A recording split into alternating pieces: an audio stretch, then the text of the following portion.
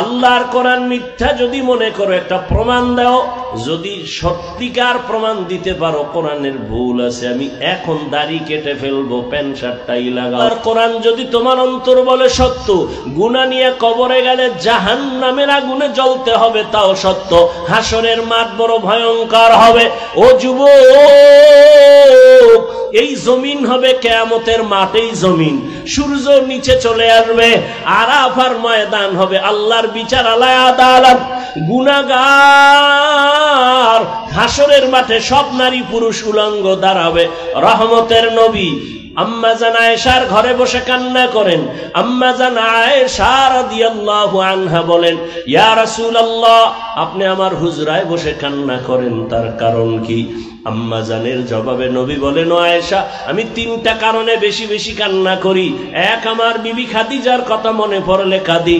আর এক, আমার তায়েফের ময়দানের কষ্টের কথা মনে পড়লে কান্না করি। আর একটা হলো কিয়ামতের ময়দানের কথা স্মরণ হলে কান্না করি। আমার উম্মতের উপায় কি হবে? হাসো এই কালামে জিন্দা কুরআনে হাকিম, হিকমতে উলায়া জালাসতু কদিম, বখা কুরআন কালামুল্লাহ বশনো কদিমাস ই নইনো। মোবাইলের গুনাহ দেখতে দেখতে চেহারাটা নষ্ট হয়ে গেছে, কোনো চেহারায় নূর নাই, আলো নাই, মায়া নাই। ওদিকে কিডনি দুর্বল এই মোবাইলের কারণে, হার্ট দুর্বল, ব্রেন দুর্বল, চেহারা দুর্বল, শক্তি দুর্বল, কানের পাওয়ার নাই, চোখের পাওয়ার নাই, চরিত্র নাই, লেখাপড়া নাই, চতুর্মুখী বটদোয়ার মাঝখানে বসে আছে মোবাইলওয়ালারা। মাও বটদোয়া করে, বাবাও বটদোয়া করে। কেন? এই মোবাইলকে কেন্দ্র করে বহু সন্তান মায়ের সাথে বেয়াদবি করেছে, বাবার সাথে বেয়াদবি, শিক্ষকের সাথে বেয়াদবি, আলেমের সাথে বেয়াদবি। এক কথায় মোবাইল তোমাকে জাহান্নামে নেওয়া ছাড়া তুমি ঠান্ডা হবে না। দ্রুত জাহান্নামে যাওয়ার একটা মাধ্যম এই মোবাইল। পাগল হয়ে গেছে, মা ছাড়বে, বাপ ছাড়বে, মোবাইল ছাড়বে না। বিয়া শাদিতে এখন উপহার কি দেয়? মোবাইল। জামাইরে মোবাইল দিছে মাইয়ার বাপ, যেন তাড়াতাড়ি সাইট কালেকশন করে ভাগতে পারো। কি পরিমাণ নির্লজ্জ! আল্লাহ হেদায়েত দান করুন। স্ত্রীর হাতে মোবাইল দিছে, খুব দামি, জানো স্ত্রী বিদেশ যাবে তো একটা দামি মোবাইল দিয়ে গেছে, যে তুমি ভিডিও কলে আমার কথা বলার নাম দিয়া তুমি ভিন্ন দিকে দৌড়াবা, না দিলে বলবে বউ আমি থাকবো না। আল্লাহ আমাদেরকে হেদায়েত দান করেন। আমিনও কয় না, যদি কবুল হয়ে যায়। আপনারা হাসেন, সি সি, আমি হাসির কোনো কথা বলছি? যা বলছি যদি অন্তর ঠিক থাকতো তো কান্না আসতো। লজ্জা শরম চলে গেছে তো এজন্য এখন হাসি আসে, কান্না আসে না। ১৫০০ বছর আগে রসুল বলে গেছেন, যাদের লজ্জা নেই ওদের ঈমান নাই। লা ঈমান লিমান লা হায়া আলা। আল্লাহ সবাইকে কবুল করেন। হায় হায় হায়। আল্লাহ পাক বলেন, আলিফ লাম মিম, ওয়াল্লাহু আলামু বিমুরাদিহি বিযালিক, যালিকাল কিতাবু লা রাইবা ফীহ। কোরআন এমন একটি কিতাব যার মধ্যে কোনো ভুল নাই, সন্দেহের অবকাশ নাই। হুদাল লিল মুত্তাকিন, আল্লাহকে যারা ভয় করে, আল্লাহ ভীরুদের জন্য কোরআন হেদায়াত। রহমতের নবী বলেন, মাইয়ুরিদিল্লাহু বিহি খাইরান ইউফাক্কিহু ফিদ্দীন। আল্লাহ যাকে বেশি মোহাব্বত করবেন তাকে দ্বীনের সহি সমঝ দান করবেন, তাফাক্কুহ ফিদ্দীনের মাকাম দান করবেন। একটা হলো তাআল্লুম ফিদ্দীন আর একটা তাফাক্কুহ ফিদ্দীন। দ্বীন সম্পর্কে জ্ঞান অর্জন করাটা আম, সবাই পারে, কিন্তু দ্বীন অনুযায়ী বুঝিয়া আমল করা এটা সবাই পারে না। এটা তাফাক্কুহ ফিদ্দীন। আল্লাহ বুঝ দিয়ে দেয়, বান্দা দ্বীনের উপরে চলাটা তার জীবনের আপন করে নেয়। সকলের পরিচিত মুখস্থ কোরআন শরীফের ওই আয়াতটা আমি পড়েছি। এমনকি পর্দার আড়ালের মা বোনেরাও অনেকে এই আয়াতটা শুনতে শুনতে মুখস্থ হয়ে গেছে। কোরআনুল কারীম পড়তে না জানলেও এই আয়াতটা সবাই পারে। আলিফ লাম মিম যালিকাল কিতাবু লা রাইবা ফীহি হুদাল লিল মুত্তাকিন। এই যে তাহা, ইয়াসিন, আলিফ লাম মিম, আলিফ লাম রা, এই অক্ষরের রহস্য আল্লাহ ভালো জানেন, আমি মুফাসসির জানি না। এবার সামনে থেকে তর্জমা করে যালিকাল কিতাব, এই কিতাব, এ তর্জমা শুরু। প্রশ্ন এখানে জটিল। পৃথিবীর মধ্যে শ্রেষ্ঠ এক কিতাবের নাম কোরআন। এটা এমন এক কিতাব যার মতো দ্বিতীয় কোনো কিতাব নাই। তাওরাত আল্লাহর দেয়া কিতাব, জবুর আল্লাহর দেয়া কিতাব, ইনজিল আল্লাহর দেয়া কিতাব, সহিফায়ে নূহ আল্লাহর দেয়া কিতাব। কিন্তু কোরআন এটা কেমন কিতাব? আল্লাহ কোন কিতাবকে হেফাজতের জিম্মাদারি নেননি, কোরআন হেফাজতের জিম্মা নিয়েছেন। কোরআন এমন একটি কিতাব যে কিতাব ধরলে বরকত, তাকাইলে সওয়াব, পড়লে সওয়াব। এটা এমন একটা দামি কিতাব,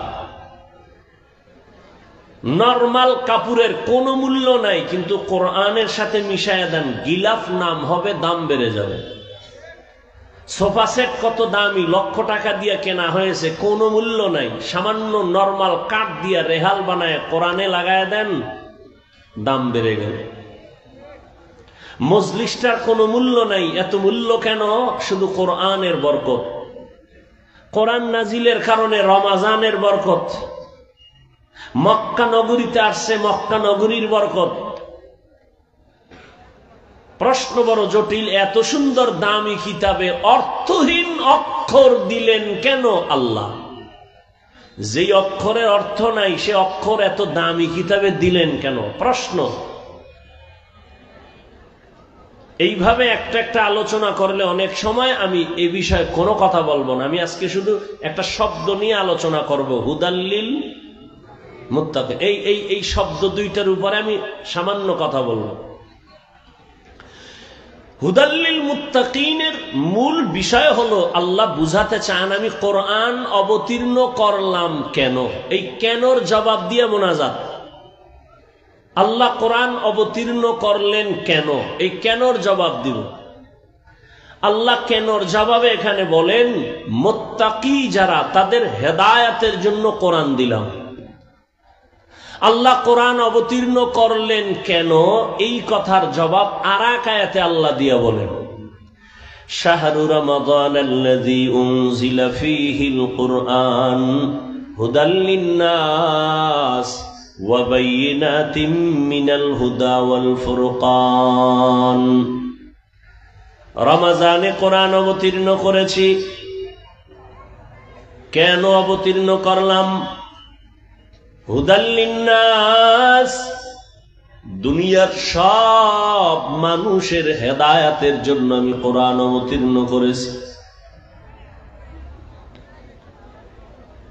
একটু আগে আয়াতে বলা হয়েছে আল্লাহ কোরআন দিলেন কেন? মুত্তাকিনদের হেদায়েতের জন্য। আর এখানে আল্লাহ বলেন দুনিয়ার সব মানুষের হেদায়েতের জন্য কোরআন দিলাম। আল্লাহ তাআলা কোরআন অবতীর্ণ কেন করলেন তার জবাবে আর আয়াতে বলেন ওয়া নুনাজ্জিলু মিনাল কুরআন মা হুয়া শিফাউ ওয়া রাহমাতুল লিল মুমিনিন।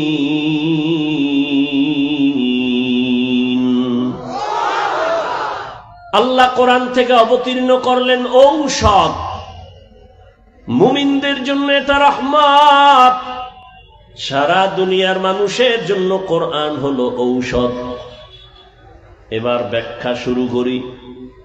আল্লাহ যে বললেন কোরআন আমি দুনিয়ার সব মানুষের জন্য ঔষধ হিসেবে দিলাম, তাহলে বুঝা গেল দুনিয়ার সব মানুষ রোগী, অসুস্থ। কারণ ঔষধ ভালো মানুষ, সুস্থ মানুষ সেবন করে না। যারা অসুস্থ তারাই তো ঔষধ সেবন করে। আল্লাহ বলেন আমি কোরআন থেকে অবতীর্ণ করলাম ঔষধ। তার মানে দুনিয়ার সব মানুষ অসুস্থ, রোগী। বলে দুনিয়ার মানুষ কেন রোগী? এর জবাব হলো এদের ঈমান নাই। কি নাই? ঈমান নাই। প্রশ্ন, যাদের ঈমান আছে তারাও কি রোগী? বলি হ্যাঁ, তারাও রোগী। কেন? বলে এই সয়দাবাদের ময়দানে বহু ঈমানওয়ালা বসে আছে, এরপরও তারা রোগী কেন? তাদের আমল নাই। কি নাই? আমলের খবর নাই। অথচ আল্লাহ বলেন আমি মানুষ বানাইছি আমলের পরীক্ষা দেওয়ার জন্য।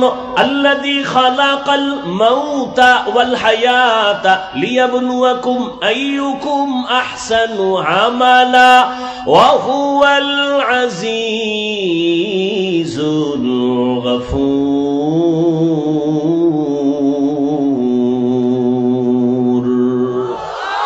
আল্লাহ তাআলা মানুষকে আমলের পরীক্ষা দেওয়ার জন্য পাঠাইলেন, কিন্তু অন্তরে ভরা অনেক দুঃখ।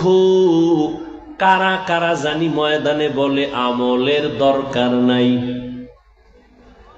আবার একদল কয় আমল যদিও করো মোটামুটি ফরজ আমল করো, নফলের কোনো দরকার নাই। অথচ সামনে আসতেছে রমজান, এমন এক বরকতের মাস, যেই মাসের ব্যাপারে রহমতের নবী দোয়া করছেন। বর্তমান শাবানের আগে রজব, সামনে রমজান। রহমতের নবী বলেন রজব আমার আল্লাহর মাস, শাবান আমি মুহাম্মদের মাস, রমজান আমার উম্মতের মাস। রজবের চাঁদ দেখে রহমতের নবী দোয়া করতেন, আল্লাহুম্মা বারিক লানা ফি রাজাবা ওয়া শাবান ওয়া বাল্লিগনা রমাজান। ভালো করে খেয়াল করেন নবীজি দোয়াটা কেমন করছে।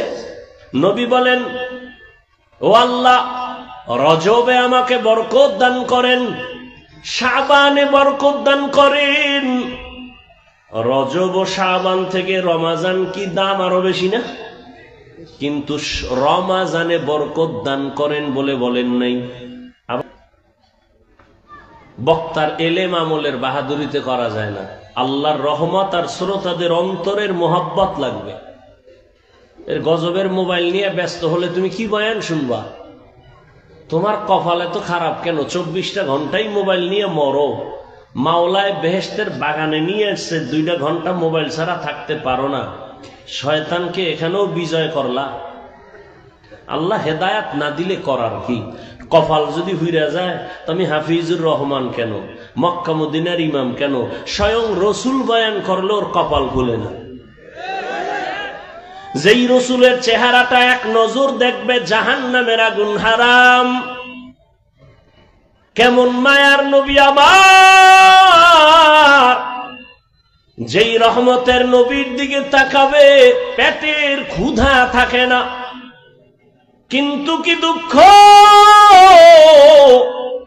একদিন আর দুদিন না 13 বছর পর্যন্ত রহমতের নবীকে অন্তর ভরে দেখলো, বয়ান শুনলো, কিন্তু এই বেঈমান কালেমা পড়ল না। জানেননি এমন বড় বেঈমানের নাম কে? গর্বাসুরত আদমি ইনসাবুদে আহমদবু জাহলো হামেক সাবুদে আদমিরা আদমিয়ত লাজিমাস্তদে রাগার বুনাবাশদহি জমাস। 13টা বছর নবীরে দেখলো, কালেমা পড়ে না, বয়ান শুনলো, নবীরে মানে না। অন্যদিকে এক 27 বছরের যুবক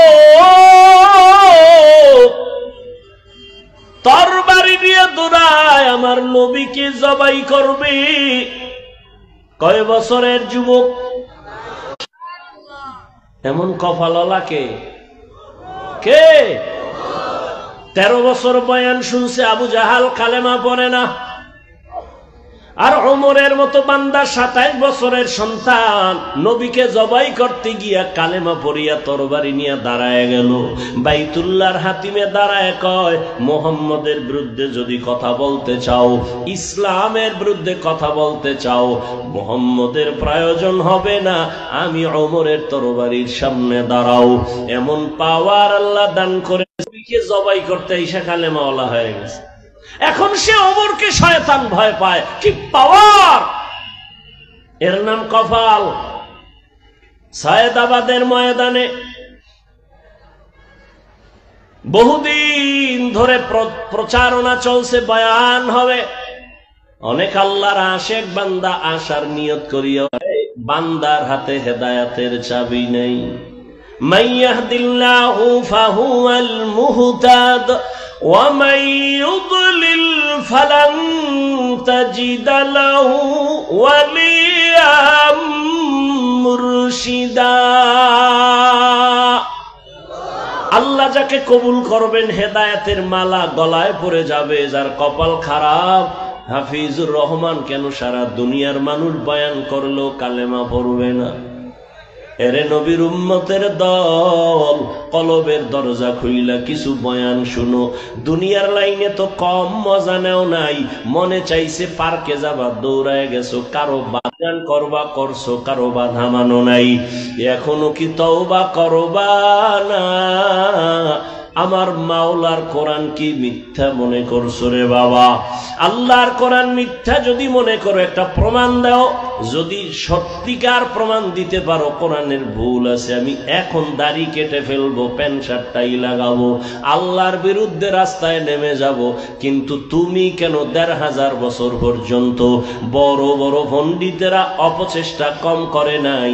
ব্যর্থ হইয়া বহু বিধর্মী কালেমা পড়েছে। কোরআন হলো মানুষের জন্য ঔষধ। ঈমানওয়ালারা কি রোগী? বলে হ্যাঁ। কেন করে দোয়া করেন নাই? রমজানের ব্যাপারে কি দোয়া করছেন? আল্লাহ আমার হায়াতটা বাড়াইয়া রমজান পর্যন্ত পৌঁছাইয়া দাও। শাবানের বরকত দাও বললেন, রজবের বরকত দাও বললেন, কিন্তু রমজানের বরকত দাও বললেন না কেন? অথচ রমজানে বরকত আরো বেশি। কেমন বেশি? রমজানে শয়তানের শিকল লাগানো, জাহান্নামের দরজা বন্ধ, জান্নাতের দরজা খোলা। রমজান এমন বরকতের মাস যে রোজাদার ঘুমায় থাকবে, তারপরও আমল নামায় সওয়াব। রমজান এমন বরকতের মাস, একটা নফল আমল করবে রোজার মাসে, ফরজের সমান সওয়াব পাবে। একটা ফরজ আমল করবে, ৭০টা ফরজের সমান সওয়াব পাবে। নবীজি এজন্য রমজানে বরকত দাও বলে নাই, নবীজি বলছে রমজান পর্যন্ত পৌঁছাইয়া দাও। কারণ এত বিশাল বরকত আমি কাজ করিয়া নিব, এমনি হাওয়ার উপরে নিতে চাই না। আমি কাজের মাধ্যমে নিব, রোজা রাখার মাধ্যমে বরকত নিব। তাহলে রমজানে নবীজি রমজানের জন্য দোয়া করছেন, রমজান যেন পাইয়া মরি, পারে না। কে আপনাদের বুঝায় আমল লাগে না? অথচ আপনি আবার হাদিস হাদিস মানেন, বলেন কি মানেন? হাদিস হাদিসে কি আপনি পান নাই? কিয়ামতের ময়দানে আমার আল্লাহ ফরজ আমলগুলো ঘাটতি যখন হবে, নফল দিয়া ঘাটতি পূরণ করবেন। ফরজ আমলের ঘাটতি পূরণ হবে নফল আমল দ্বারা।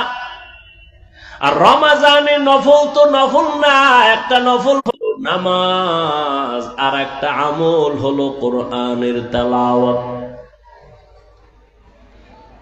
বুখারী শরীফের হাদিসে কুদসি, জমিনের মধ্যে আল্লাহর কাছে সব থেকে বেশি প্রিয় ওলি আউলিয়া যারা, যে কারণে আল্লাহ নিজেই বলেন নবীকে হাদিসে কুদসি, নবী যারা এরা শুধু ফরজ আমল করে না, বেশি বেশি নফল আমল করে। বিস্তারিত বলার সুযোগ নাই রে বাবা। অতএব আমি অনুরোধ করে বলবো, দ্বন্দ্ব চাই না, ঝগড়া চাই না, দূরত্ব হিসাব কম কইরা আমল করো, বেশি করো, করতে থাকো। এই জন্য বলবো 8 রাকাত তারাবির উপরে তুমি মান্যত কইরো না যে এর উপরে পড়বই না। হ্যাঁ, যদি তুমি মনে করো তুমি 8 রাকাত তারাবি পড়বা, এর বেশি তারাবি 1 রাকাতও পড়বা না। ওই ভাইজানের কাছে আমার অনুরোধ, বিনয়ের সাথে আমি ছোট হিসেবে অনুরোধ করব, যদি আপনি 8 রাকাতের বেশি তারাবি পড়বেন না বলে পাক্কা এরাদা করেন, ঠিক আছে, আমি আধা মিনিটের জন্য আপনার কথা সাপোর্ট দিলাম, তবে আমার অনুরোধ হলো আপনি 8 রাকাত তারাবি হিসাবে পড়েন, ঠিক আছে, মেনে নিলাম। বাকি 12 রাকাত নামাজও ছাড়িয়েন না। আগামী রমাজান পাবেন কিনা গ্যারান্টি নাই। জিদ কইরা, রাগ কইরা, অভিমান কইরা আমল থেকে আপনি দূরে সরবেন না, অনুরোধ করে গেলাম। কার সাথে আপনি রাগ কইরা এরপরে আপনি আমল ছাইরা দিতেছেন? মেনে নিলাম আপনি 8 রাকাত তারাবি পড়েন, আপনার সাথে তর্কে জড়াবো না। বাকি 12 রাকাত নফল হিসেবে পড়েন, ছাড়েন কেন? এই রমাজানের বরকত আর একবার পাবেন বলে গ্যারান্টি আছে? কার সাথে জিদ করে আমল থেকে দূরে যাচ্ছেন? কার সাথে রাগ করলেন আপনি? মেনে নিলাম আপনার 8 রাকাত, দ্বন্দ্ব নেই, আপনার সাথে তর্ক করে আর আমার সময় নেই। তর্ক করা ভালো না, পরিণাম ফল ভালো হয় না তর্কের কারণে। মেনে নিলাম আপনি 8 রাকাত পড়েন, বাকি 12 রাকাত আপনি পড়েন, নফল হিসাবে পড়েন। আর সে 8 রাকাতই পইরা যদি আবার ভাব থাকে আমি, তাই 8 রাকাতও বরবাদ। যদি ভিতরে ভাব আইসা যায় আমি, তাহলে 8 রাকাতও বরবাদ। আল্লাহ হেদায়েত দান করুন। ওয়ানুনাজ্জিলু মিনাল কুরআনি মা হুয়া শিফা। তাহলে ঈমানওয়ালারা রোগী কেন? আমল নাই। এবার এখানে কিছু আল্লাহর বান্দা আছে আমল করে। প্রশ্ন, আমলওয়ালাও কি রোগী? জবাব হলো হ্যাঁ, আমলওয়ালারাও রোগী। কেন? কয় বান্দা আমল করে ঠিক, তবে আমলের মধ্যে তাকওয়া নাই। নামাজ পড়ি মানুষকে দেখাবার জন্য, আল্লাহর জন্য পড়ি না। যাকাত দেই মানুষকে দেখাবার জন্য, আল্লাহর জন্য যাকাত দেই না। দান সদকা করি মানুষকে দেখাবার জন্য, মারহাবা না বললে মনে কষ্ট। তাহলে এই দান তো আল্লাহর জন্য হয় নাই। এই জন্য যাদের আমল আছে তারাও রোগী। ঔষধ হলো কোরআন থেকে নাও। তাকওয়ার অভাবে তোমার আমল দুর্বল। আল্লাহ তাআলা কোরআন অবতীর্ণ কেন করেছেন? আর এক আয়াত আমি মাঝখানে পড়েছিলাম, হুদাল লিন্নাস, দুনিয়ার সব মানুষের হেদায়েতের জন্য কোরআন। এখানেও প্রশ্ন জটিল। যদি সমস্ত দুনিয়ার মানুষের জন্য কোরআন হেদায়েত হয়, দুনিয়ার মানুষ কেন হেদায়েত পায় না? পাইছে সবাই? আর এই মাঠের দিফায় না, দুনিয়া বাদ দাও, এই মাঠের সবাই পাইছেন। বিড়ি টানতে টানতে ঢুকছে, বিড়ি টানতে টানতে বাড়ি যাব, পাক্কা হেদায়েত প্রাপ্ত। তাহলে এই মানুষ হেদায়েত পাইল না কেন? হেদায়ার মালিক আপনার ওয়াদা কই? দুনিয়ার সব মানুষের হেদায়েতের জন্য কোরআন অবতীর্ণ করলেন, দুনিয়ার সব মানুষ কেন হেদায়েত পায় না? এর সংক্ষিপ্ত জবাব, দুনিয়ার মানুষ হেদায়েত কেন পায় না? দুনিয়ার সবাই হেদায়েত চায় না। সবাই হেদায়েত, আবু জাহিল হেদায়েত পায় না কেন বলেন? হেদায়েত চায় নাই। আর ওমরের মতো বান্দা হেদায়েত পাইল কেন? বলে হেদায়েত চেয়ে ফেলেছে।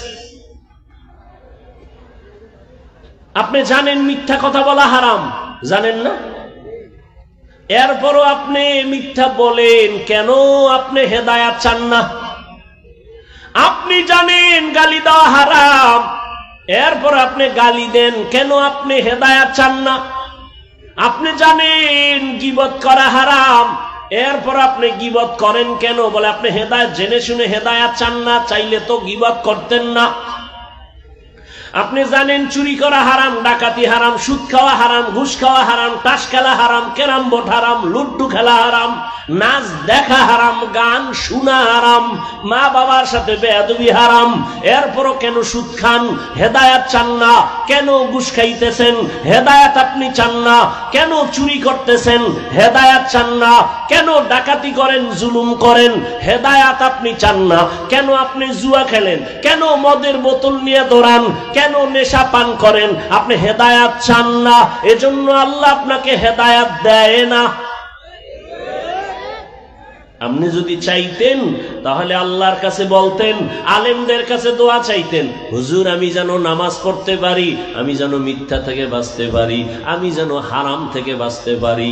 এমন কুলাঙ্গার এই জমিনের মানুষ যে এমন অবস্থা হলো, নিজে হারাম খাইয়া মরলে তো এক ঝামেলা শেষ, কিন্তু না, ঘরের বিবিটাকেও মেহেম মুসিবতে ফেলে মরে যায়। সন্তানগুলো লজ্জায় কারো সামনে মুখ দেখাইতে পারে না, কারণ বাবা এত জালেম, ওর সন্তান কেউ কেউ পছন্দ করে না।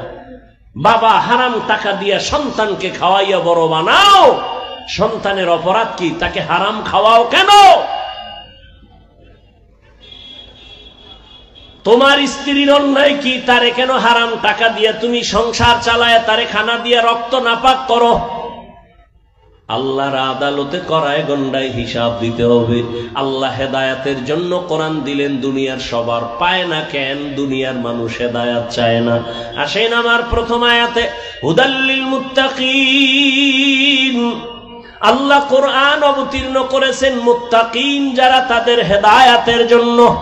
এখানেও ভালো করে একটু খেয়াল করেন, মুত্তাকি কারা? যাদের মধ্যে থাকবে তাকওয়া। তাকওয়া মানে আল্লাহর ভয়। তাকওয়া মানে কি? আল্লাহর ভয়।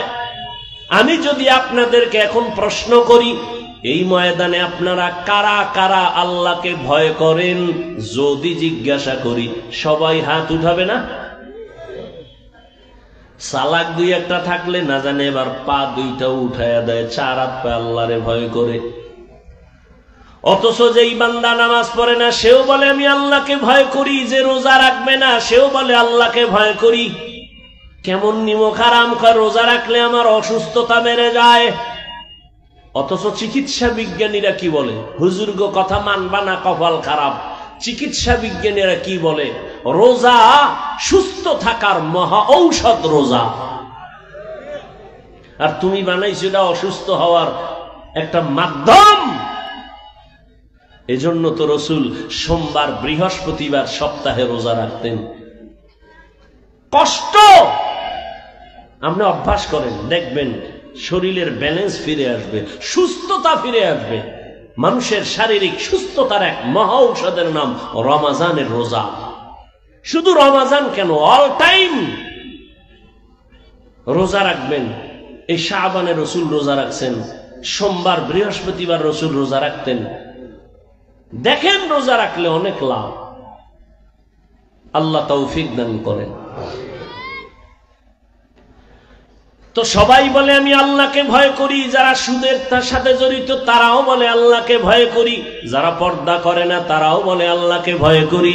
আমি নামাজ পড়ি, আমি বলি আল্লাহকে ভয় করি। আমি হালাল খাই বলি আল্লাহকে ভয় করি।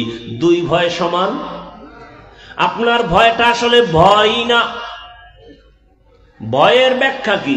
কয়েকজনের সাপ দেখলে ভয় পায়, তার বাস্তবতা কি বলে? সাপ যেখানে থাকবে সেখানেও যাবে না। মাঝে মাঝে ঘুমের মধ্যে চিৎকার দেয় সাপ সাপ বলিয়া, কারণ সাপের ভয় বেশি। একটা সন্তান মা বাবাকে ভয় করে, অন্যায় করে না। একটা ছাত্র শিক্ষকের ভয় করে, অন্যায় করে না। ঠিক এই জমিনের মধ্যে যেই বান্দা আমার আল্লাহকে ভয় করবেন, ওই বান্দা গলায় ছুরি লাগাবে, দাড়ির মধ্যে অস্ত্র লাগাবে না। যুবকরা খারাপ লাগে? এর সাথে একটু একতারা হইলে মজা পাইতি না? তোরা তো এখন বাংলা গান শুনোস না, আপডেট হয়ে গেছে সব হিন্দি। কানের মধ্যে একজনের মোবাইলে হিন্দি গান ছাইরা নাচতে আছে। কি কয়? উর্দু হিন্দি বুঝো? কয় আব্বাও বুঝে না, আমিও বুঝি না।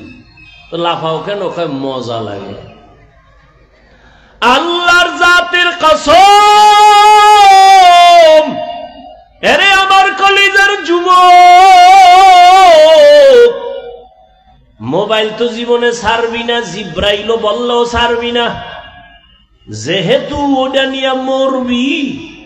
তবে আমার মাঝখানে আবদার, প্রতিদিন না মাঝে মাঝে মাঝে মাঝে যখন রাতের বেলা মোবাইলের ডিউটিটা শেষ করছো, এখন ঘুম যাবি যাবি বাপ, মোবাইলের ডিউটি শেষ, সারা রাত ডিউটি ছিল, যখন তুই শেষ করে ঘুমাবি, আমার একটা অনুরোধ, মাঝে মাঝে, প্রতিদিন না, ওই ইউটিউবে ঢুইকা সার্চ দিবি কোরআনের তেলাওয়াত, দেখবি মক্কা মদিনার ইমাম সাহেব সেখানে হাজির, একটার উপরে টাচ কইরা তেলাওয়াত চালু কইরা বালিশের কাছে মোবাইলটা ফালায়া তেলাওয়াত শুনবি, আর তুই নাক টেনে ঘুমায় যাবি শুনতে শুনতে।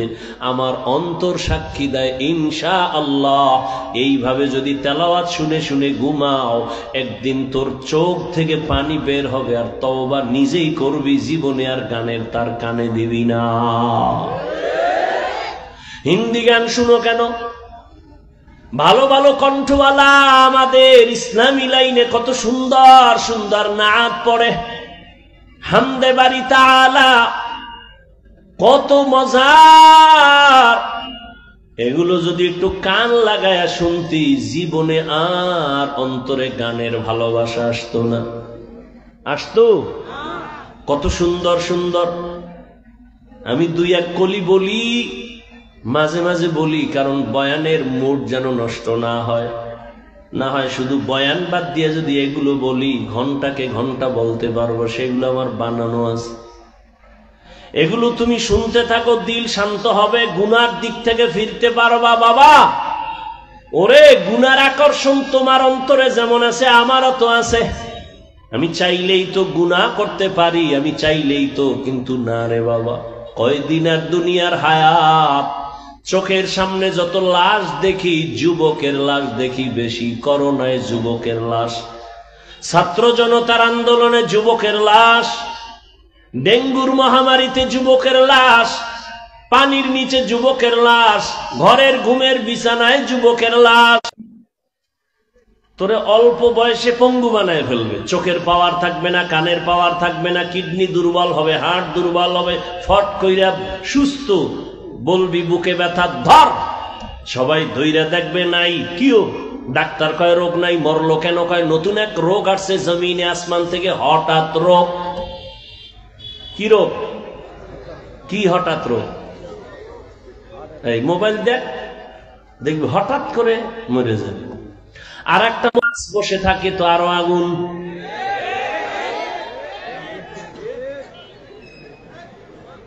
সকাল 10টায় ঘুম থেকে উঠে আম্মু কি, আমি একটু যমুনার পারে যাব। কেন? বলে আমার বন্ধু ডাকছে, দেখা করে চলে আসবো। কয় টাইম লাগবে? বলে 1 ঘন্টা। মা বলে দ্রুত চলে আসবি। বাইকটায় উঠে দৌড়, মায়ের কান সজাগ, বাবা আমার 1 ঘন্টা টাইম দিছে। মোবাইলওয়ালা ছেলের মা, ওর বাবা নাই, আছে দেও। বাবারে যখন দিছে, দেখো কে তোমার ছেলের মোবাইলটা ধরছে, তাড়াতাড়ি ধরো। ধরার পরে বলে কে তুমি? বলে মোবাইল ওয়ালার বাবা। বাসা কই তোমার? কয় সৈয়দাবাদের পাশে। কয় দৌড় দাও। যমুনার গোল চক্করের মধ্যে হুন্ডা এক পার্শ্বে পড়ে আছে, তোমার সন্তান আর এক পার্শ্বে লাশ হয়ে আছে, রক্তকরণ হচ্ছে। তাড়াতাড়ি লাশটা নিয়ে যাও, দেরি করিও না, তাড়াতাড়ি নিয়ে যাও। বানায় বলতেছি। ও যুবক, বাঁচতে চাও অনেক দিন, কিন্তু দ্রুত মরণের মেশিন লয়ে ঘুরো রে বাবা। কে তোমাকে বুঝাবে? যে বুঝাইতে যায় তাকে তুমি দুশ্মন মনে করো। সিরাজগঞ্জ জেলার ঘটনা বলবো না। এক যুবক সন্ধ্যাবেলা হিসাব, বাবাকে বলে আমারে 10,000 টাকা। মারতে মারতে বাবাকে রক্তাক্ত করে, মা আসছে ফিরাইবার জন্য, মাকেও লাথি মেরেছে। শেষ পর্যন্ত ঘর থেকে বের হইয়া বাইকটা নিয়ে বের হয়ে গেল। মা দরজা আটকাইয়া মাওলারে কয়, আল্লাহ ওই সন্তান আর আমার ঘরে ফিরাইয়া দিও না, আমার দরকার নাই, এখানে মইরা যাব, তারপরে এই সন্তানের মা ডাকার শুনতে চাই না। একজন আল্লাহর ওলি আমাকে ঘটনা বলছেন, তিনি কয়েক মাস আগে দুনিয়া থেকে বিদায় হয়ে গেছেন। বাংলাদেশের একজন বড় বুজুর্গ আল্লাহওয়ালা। ওই আল্লাহওয়ালার ভক্তবৃন্দ হুজুর হয়ে যায়। একবারও বলি না আমার মতো পাঁচকল্লি টুপি লাগাও, আমি কওমি মাদ্রাসার তাজা সন্তান। একবারও বলি নাই তুমি কওমি মাদ্রাসায় যাও, আমি তাবলীগের লাইনের সন্তান। একবারও কিন্তু বলি নাই তুমি তাবলীগে যাও। আমি পীর সাহেবের মুরিদ। আমি শুধু মুরিদ না, বাংলাদেশে যারা পীর মুরিদি ওলিয়া উলিয়া মানে না তাদেরকে আমি চ্যালেঞ্জ দিয়েছি, আল্লাহর জাতের কসম, যারা বলে পীর আউলিয়া মানে না, ওরা কোরআন মানে না, বুখারী মানে না, ওরা এমন ভণ্ড, ওদের যারা ভণ্ড বলবে না তারাও ভণ্ড। যারা ওলিয়া উলিয়া মানে না, ওরা কোরআন মানে না, বুখারী মানে না। কিন্তু আমি একবারও কাউকে বলি নাই তুমি পীরের কাছে যাও। তাহলে আমি এত চিল্লাইয়া বয়ান করার মূল টার্গেটটা কি আমার? 1 মিনিট পরে আমি বলতেছি, যুবক বাবারা, তুমি স্কুলে পড়ো, কলেজে পড়ো, চাকরি করো, ব্যবসা করো, কোনো বাধা নাই রে বাবা। আমি দোয়া করি, কলিজা দিয়া দোয়া করি রে যুবক, তুমি স্কুল কলেজে পড়ে একজন ডাক্তার হও, ইঞ্জিনিয়ার হও, প্রফেসর হও, ব্যবসায়ী হও, চাকরিজীবী হও, তবে আমার একটা ছোট্ট দাবি, তুমি কোনদিন বেয়াদব হইও না রে বাবা। বলবা হাফিজ ভাই বেয়াদব হব না, তার ব্যাখ্যা কি? 3টা জায়গায় বেয়াদবি করবা না তো ধ্বংস, মরার আগেই তুই শেষ। মরবি না কিন্তু ভুগতে থাকবি, ধুকে ধুকে কষ্ট পাবি। 3 জায়গায় বেয়াদবি করলে তোর জীবন বরবাদ, রুহু থাকবে, দেহ থাকবে না। 1, মা বাবার সাথে বেয়াদবি করা যাবে না, করলেই তোর জীবন ধ্বংস। 2, শিক্ষকের সাথে বেয়াদবি করা যাবে না। 3, উলামায়ে কেরামের সাথে বেয়াদবি করা যাবে না। যদি মা বাবার সাথে বেয়াদবি করার বরদোয়াটা চলে আসে, কোন মা বাপ বরদোয়া দেয় না, যখন কষ্ট পায় বলে আহ এটা একটা আগুন, এই আগুনটা তোর কপালে যদি লেগে যায় তোর কপাল মন্দ। শিক্ষক যদি তোমার আচরণে কষ্ট পায় বলে আহ এই কষ্টের নিঃশ্বাস আগুন হইয়া তোকে ধ্বংস করে ফেলবে। উলামায়ে কেরাম কষ্ট পেয়ে যদি আহ নিঃশ্বাস ফেলে তোমার জীবন ধ্বংস হয়ে যাবে। এই বাংলাদেশে যত ঝামেলা দেখো শুধু আলেমদের সাথে বেয়াদবির কারণে। এরে আল্লাহর বান্দারা, কোরআন হেদায়েতের জন্য দিলেন, মুত্তাকিন আল্লাহর ভয় যারা করবেন, ওই আল্লাহর ভয় অন্তরে জমা করো। আল্লাহর ভয় অন্তরে আসলে বান্দা গুনাহ করবে না। আমিও তো মানুষ, তুমিও মানুষ। আমি চাইলে দাড়ি কেটে প্যান্ট শার্ট টাই পরে চলতে পারি, কেউ আমাকে বাধা দিবে না। কিন্তু না, শীতের মধ্যে ঠান্ডা পানি দিয়া অজু বানাইয়া নামাজ পড়া যে কত কষ্ট, তারপরেও নামাজ ছাড়ি না রে বাবা। দাড়ির কারণে যৌবনের ভাব চলে যায়, কম বুঝি না, পাগল হই নাই রে যুবক। পায়ে ধরে ধরে বুঝাই, ও যুবক, এর একমাত্র কারণ আমার আল্লাহর কোরআন সত্য, নবীর কথা সত্য, কোনো মিথ্যা নাই রে বাবা। গুনাহগার যারা তাদের জন্য জাহান্নাম, নেক আমলওয়ালারা জান্নাতের পথে যাবে। ও আমার যুবক, জবানটা খুলে জবাব দাও, আল্লাহর কোরআন তোমার ঈমান কি বলে? কোরআন কোনো ভুল আসেনি। এবার আবার বলো, কোরআনের মধ্যে জান্নাতের বয়ান আসেনি? বলো, জান্নাতিন তাজরি মিন তাহতিহাল আনহার। জাহান্নামটা কেমন ভয়ঙ্কর আল্লাহ তাও বয়ান করেছেন। ওয়াইলুল লিকুল্লি হুমাযাতিল লুমাযা আল্লাযী জামাআ মালান ওয়া আদ্দাদা ইয়াহসাবু আন্না মালাহু আখলাদা কাল্লা লা ইউনবাযান্না ফিল হুতামা ওয়া মা আদরাকা মাল হুতামা নারুল্লাহিল মুকাদা। ও যুবক, মোবাইলে বাংলা কোরআন ডাউনলোড করো না, জীবন ভর তো খালি আকামি করলি। ভালো দুই একটা কাজ কর, বাংলা কোরআন লেখা কোরআন মোবাইলে ডাউনলোড কর, মাঝে মাঝে রাতের বেলা শুয়া শুয়া কোরআন শরীফের বাংলা তরজমা দেখবি, মাঝে মাঝে ওয়াইলুল লিকুল্লি হুমাজা সূরাটার তরজমা পড়। আবার একদিন সময় পাইলে আর একটা সূরা পড়ো, আল কারিয়াতু মাল কারিয়া ওয়া মা আদরাকা মাল কারিয়া। আর একদিন সময় পাইলে আবার আর একটা সূরার বাংলা তরজমা পড়িও, কুল ইয়া আইয়ুহাল কাফিরুন লা আ'বুদু মা তা'বুদুন। আর একদিন সময় পাইলে পড়িও, ইযা জুলজিলাতিল আরদু জিলজালাহা ওয়া আখরাজাতিল আরদু আসকালাহা। আবার একদিন সময় পাইলে আর একটা সূরার তরজমা বাংলায় পড়ো, আলহাকুমুত তাকাসুরু হাত্তা যুরতুমুল মাকাবির। এগুলো সব জাহান্নামের বয়ান। গুনাহগারের জন্য কেমন জাহান্নাম আল্লাহ বানায় রাখছেন, মারাত্মক। আল্লাহর কোরআন যদি তোমার অন্তর বলে সত্য, গুনাহ নিয়ে কবরে গেলে জাহান্নামের আগুনে জ্বলতে হবে তাও সত্য, হাসরের মাঠ বড় ভয়ঙ্কর হবে। ও যুবক, এই জমিন হবে কিয়ামতের মাঠ, এই জমিন সূর্য নিচে চলে আসবে, আরাফার ময়দান হবে, আল্লাহর বিচার আলায় আদালত। গুনাহগার হাসরের মাঠে সব নারী পুরুষ উলঙ্গ দাঁড়াবে। রহমতের নবী আম্মা জান আয়েশার ঘরে বসে কান্না করেন। আম্মা জান আয়েশা রাদিয়াল্লাহু আনহা বলেন, ইয়া রাসূলুল্লাহ, আপনি আমার হুজরায় বসে কান্না করেন, তার কারণ কি? আম্মা জানের জবাবে নবী বলেন, ও আয়েশা, আমি তিনটা কারণে বেশি বেশি কান্না করি। এক, আমার বিবি খাদিজার কথা মনে পড়লে কাঁদি। আর এক, আমার তায়েফের ময়দানের কষ্টের কথা মনে পড়লে কান্না করি। আর একটা হলো কিয়ামতের ময়দানের কথা স্মরণ হলে কান্না করি। আমার উম্মতের উপায় কি হবে? হাসরের ময়দানটা এত ভয়ঙ্কর হবে, নারী আর পুরুষ সব উলঙ্গ দাঁড়াবে। আম্মা জান আয়েশা বলেন, ইয়া রাসূলুল্লাহ, নারীরাও উলঙ্গ পুরুষেরাও উলঙ্গ? বলে, হ্যাঁ। কেউ কি কারো দিকে তাকাইয়া লজ্জা পাবে না রে নবী? মায়ার নবী বলেন, ও আয়েশা, এমন কঠিন হালাত হবে হাসরের ময়দান, একজন আর একজনের দিকে তাকাবারও হুঁশ থাকবে না রে আয়েশা। ও আমার যুবক, এই জাহান্নামের ভয়টা যার অন্তরে ঢুকছে, সে স্কুলে পড়িয়াও নামাজ ছাড়ে না। জাহান্নামের ভয় যার অন্তরে ঢুকছে, সে র্যাব, আর্মি, পুলিশ, বিডিআরের চাকরি করিয়াও নামাজ ছাড়ে না। নাই এরকম? তুমি কেন পারো না রে যুবক?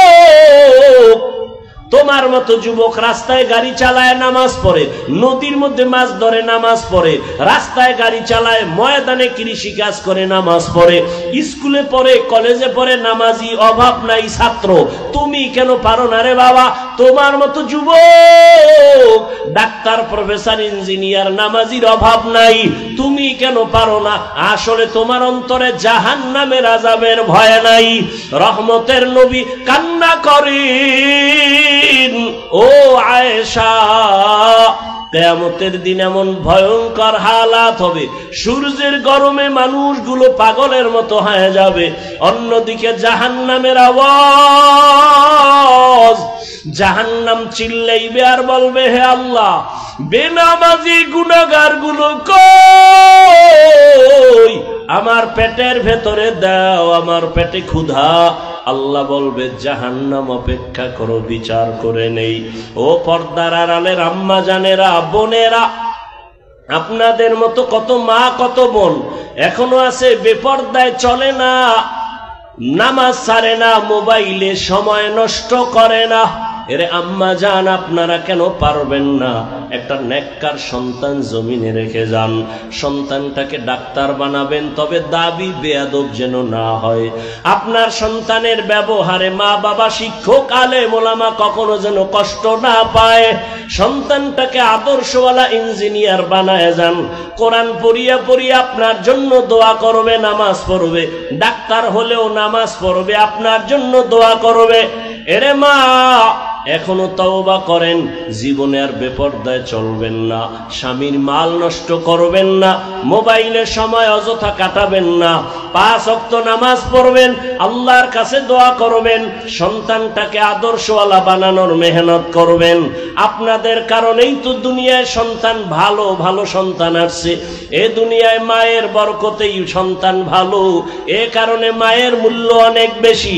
এই স্টেজের ভেতরে কয়েকটা ছেলের মাথায় আমরা পাগড়ি দিলাম কোরআনের হাফেজ, এদের সিনার মধ্যে কোরআনটা জমা হয়ে গেছে, এদের মা বাবার জীবন বড় ধন্য। এরে আম্মা জানেরা তওবা করেন, আর গুনাহ করবেন না, নামাজ ছাড়বেন না, বেপরদায় চলবেন না, মা বাবার দোয়া নিয়ে চলবেন, স্বামীর মাল হেফাজত করবেন।